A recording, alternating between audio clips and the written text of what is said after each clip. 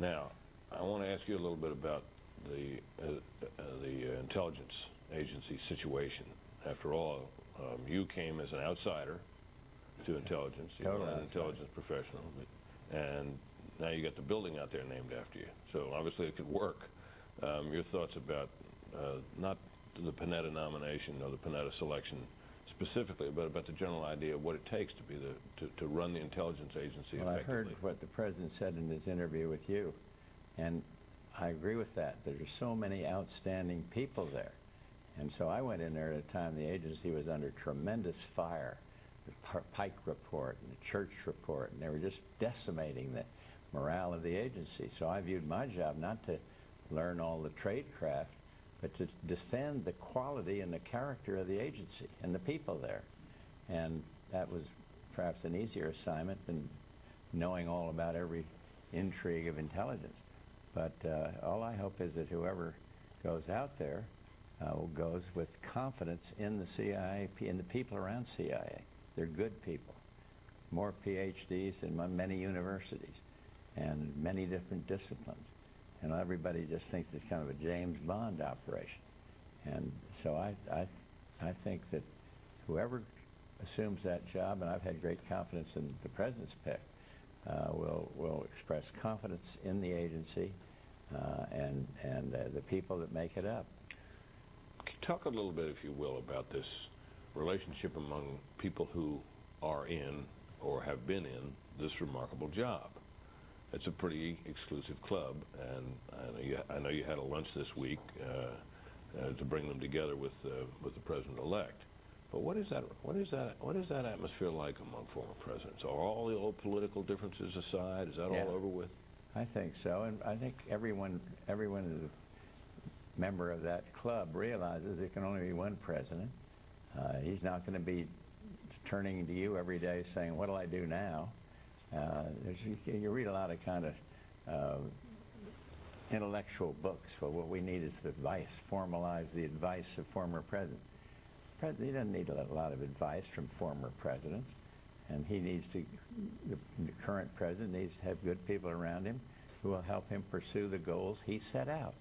And so I don't think there's much to it except collegiality and the idea that you want to be out there if you need support.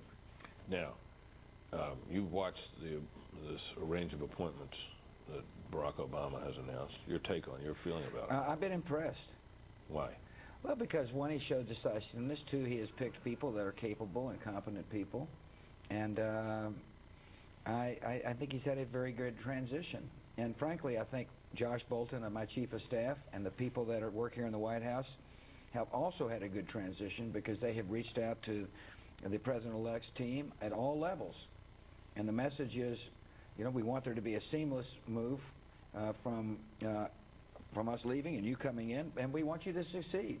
And so I've been very pleased with what I've seen over since the election. You agree with that? Yes, totally. Totally. And if I didn't, I wouldn't tell you. Same policy.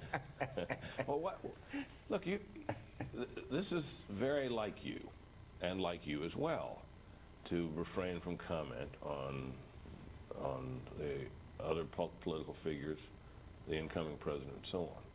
Why? Well, why be out there looking like you're carping and criticizing and know everything? I mean, I've heard what the president said about President Obama, President-elect Obama, and I feel the same way. Support him where you can, and don't go out there criticizing and carping. You look small yourself, for one thing, but that's not the main reason. The main reason is you need support. And if it's something you disagree with violently, sit on the sidelines and shut up. There'll be plenty of opportunities for people to carp, trust me. I mean, this is a job that, I know, as Dad knows as well as anybody, it's you'll get plenty of opinions when you're the president, and you'll get plenty of flattering statements, and you'll get your fair share of not so complimentary comments. I also remember what it was like to have people disappoint you. I mean, you'll be picking up the newspaper and reading comments from people that you just say, well, I just can't believe that person would be, it's kind of so kind of not respectful of their own office, much less yours, to call those kind of names. And that, to me, that has been the biggest disappointment in the political process up here. There's been this kind of bitterness by a few people to the point where they don't want to have a logical discussion or a civil discussion about policy. They just want to tear you down. And Do you think that's gotten worse since your days in the White I don't House? know that it's gotten worse, but it's offensive, very offensive.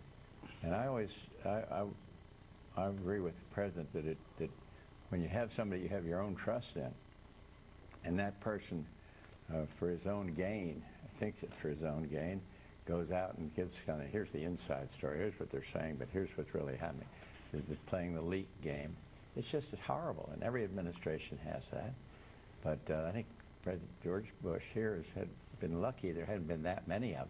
Yeah. And I think we were pretty lucky. When you left this office, it was reported at least that it took a while. You had a period of adjustment, and it was tough for you at first. And then, obviously, you've hit your stride and found your life. And how was that, and what advice do you have for your son as he embarks on a similar experience? Well, looking back, those many years, I don't remember it being extraordinarily difficult. I mean, I felt unfulfilled agenda, for example. Right. I felt things I'd like to have done. But once you got back to Texas, it wasn't difficult at all. You just start in a new life. And part of mine was to build around our library at Texas A&M, and just as the way he's looking forward to having his library, you get a lot of strength from there. You bring a lot of people there to talk. So it's not that difficult. his advice was come back to Texas, but he need to give it, because that's exactly where we're headed. Yeah, people hover around Potomac River with the senators or congressmen that have been defeated. They better go home. That's what I think. Gentlemen, thank you very Yes, much sir. for doing Thank this. you. The 41st and 43rd Presidents of the United States. Later we'll spend a little time with them in the Oval Office. Coming up, though, the President-elect gets a little pushback over his CIA pick, and he finds himself defending his proposed economic recovery plan. Our panel gives us their take on that week, the week that was, Mr. Obama, after a break.